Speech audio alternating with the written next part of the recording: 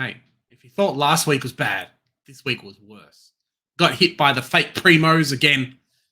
Players who you thought should be averaging over 100 pretty easily just stunk so bad. As you saw from the thumbnail, it was not a good week for me. But, next week is next week. We keep improving. We keep putting more primos into the team. Buy rounds are here. Keeps things interesting. Let's check out how the team went. This week, we scored 22.49. So another pretty horrid week for us. Top 23%, which is okay, but it meant we dropped down about 1,900 spots. So now we're out of the top 10K. It doesn't look good for Big J's team. I tell you what, guys like Will Day, who's probably going to go today. Shrek got injured. Mate, it was not a good week. Starting off in the back line. So Jordan Dawson, great bounce back from last week where he scored a 70-odd. 120 is pretty good. Tom Stewart, who probably should have been my vice captain this week, 138. Nick Dacos, 124. Jack Siebel, so a bit of a stinker run for him last week. Same with Sheasel, just couldn't get off the park. 71. Jack Sinclair's the one who I'm not happy about. A big 71 after coming off a 150-odd last week. Mate, they sucked against the Hawks. I just don't understand. Weddle, 62. Okay, not too bad there. Saves us from a donut. Bontempelli was my vice captain this week, 124. Josh Dunkley, 146. Can't complain. Tim Taranto, 147. Pretty good, man. If you were Richmond, I'd be very happy that he's in my team. Rory Laird, 115. 110 for Zach Merritt, who we actually brought in this week. So I'm pretty happy with that high score. I would have hated it if he came in and did like a Jack Steele or a Sinclair, kind of not repaying the faith to bring him in.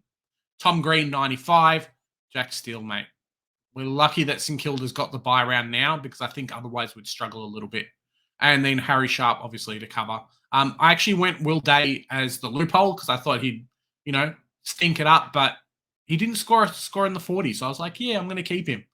And then Baker ended up scoring higher than him with a 78. So it is what it is, right? Baker, 78. Matt Johnson, 72. So I'm glad he's actually... Some people got rid of him. So I'm glad we've kept him and he's actually scoring well for us. Marshall, 98. It's not great. What isn't great is Sean Darcy going down. So 39, done his hammy. We'll see what happens kind of post-bye. We're lucky that they've actually got the bye round now. Check out our round reviews if you haven't already. We've done a team review on Fremantle, just kind of seeing how they're doing so far. 39's not great. They've got the bye. If he misses the round 13, it's not terrible either because it's just best 18. So we can take a primo missing that week. Hopefully he's back for round 14. If not, we may have to do something with the player we're just going to bring in this week. Madden obviously didn't score. Our forward line was shocking. I'm glad that Humphrey kind of repaid the faith. Still has a negative break even, I think. Goulden, 93. So he was looking like he was going to score a lot more than what he was. I just don't know what happened. He just didn't bounce back. Rosie, 111, pretty good. The guys that have Butters, you'd be very, very happy as well. He scored a similar score. Cornelio, 87. So this guy was actually doing quite well. And then the last quarter or so just kind of fell off. Sheasel, we've spoken about, the same as Jack Siebel. Bailey Humphrey, 90, really, really happy. And then Mitchell as well. So had a bit of a knee knock in the third quarter. Didn't play the rest of the game. I thought he'd be out this week, but, God be praised, he's playing. So I'm pretty happy. Simpson didn't play, and then Davey didn't play as well. So bit of a quick one today. Let's just show you what I'm thinking of doing. We need to shore up our cash gen. We don't have much cash on the bench left, and we need to shore up our trades. So trying to maximize the amount of trades we can do. Well, minimize the amount of trades we can do to get in the 3 or 4 premiums we have to. So this week for me, Will Day has to go. We brought him in at 400K, which was fantastic. But his scoring in the past few weeks has really tanked him. He's got a break even of 111, which potentially he could get to this week. But I just don't see it happening. Not against the good Port Adelaide side who nullify opposition mids and opposition defenders apparently as well. So, yeah, I just don't think he's going to do that. I can't put myself to keep this player who I could have got rid of 3 weeks ago at 500K, who now is slowly going to go back to that 400K mark that I brought him in and cost me so many points in the process. It's ridiculous. So he's going this week. We're also going to get rid of Davey. He's doing okay, but he's the one guy off the bench I think I really need to get rid of that can make me some money still. He's named as emergency, so we'll see what happens with that. Maybe it bites us in the butt, maybe it doesn't. And then Sam Simpson as well. So I'm really upset I didn't keep Cincotta. Should have kept him over Simpson. Played around with the team a little bit. Cincotta's name, Simpson's name on bench. I don't think he's going to be the emergency for Geelong. So it's a bit rough there for us. Madden's going into there. And if that kind of gives you a bit of indication what we're going to do, because Sean Darcy's out, we are going to bring in Kieran Briggs. So 2 scores of 100 plus. Looks to be doing really well for GWS. Main ruck there, solo ruck there, averaging a 105 for a 254K mark. If you need some cash gen and you don't have this guy, he's someone to think about. Same with the next player, Eddie Ford, who we're bringing in as well. Yeah, so he'll cover Sean Darcy for the next couple of weeks, and then we can think to offload him in round 15, potentially to a premium.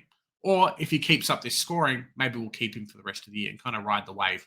Sean Darcy at his price at 560 odd K, 100K more is Oliver. Same price now, we can get almost a James Sicily. So he's someone to kind of look for as well. We are going to bring in another cash cow today. Eddie Ford seems to be dominating North Melbourne's high half forward wing role, doing really, really well. Better than Wardlaw for the cash to price ratio. We talked about it on the live stream today.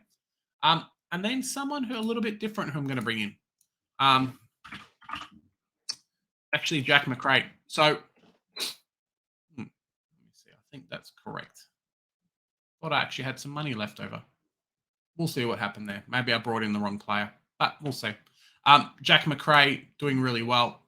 Looks to be dominating, which is kind of what we're looking for. Really good mid-forward position.